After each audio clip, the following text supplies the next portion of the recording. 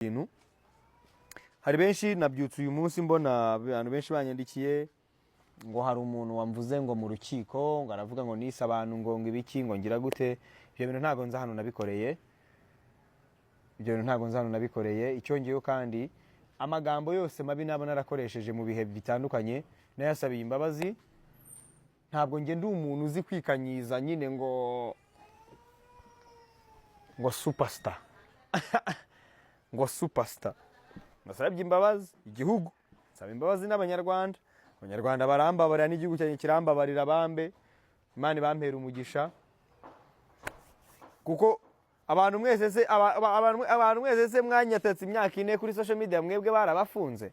Muvuga ngo nateye inda. Sinaraye mbonye ikiganiro abajene bavuga ngo bya bintu ngo byo gutera inda kwa Yago ngo yewe ngo twamurimiye hitaka pe. Abanyamakuru babiri mugene mu barebe twabantu bavuga bateye bana irankuru twayikoze tuzi ko ari inkuru isanzwe. Dushiduka tubona hari timu ngo ibirimo inyuma irimo kugambanira Yago. Ibyo nibo babyivugiye ntabwo ari nge. So mujye mumenye ukuri rero, mumenye ukuri. Y'abanyarwanda nabasaba imbabazi barambabarira ndetse n'igihugu kirambabarira. Kuko igihugu iyo kitambabarira erega ubutabera bw'u Rwanda ntaho butagera. Ntaho butagera, nta n'umuntu wigometse ku butabera bw'u Rwanda ngo bimugwa amahoro.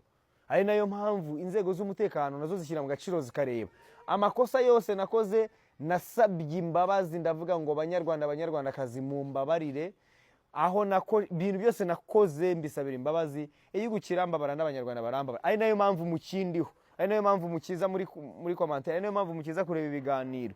You understand? So mureke dukomeze twiyubakira umuryango nyarwanda, dukomeze ducyahe abashaka kutubibamo amacakubiri n'ibindi bitandukanye. Uwo nguwo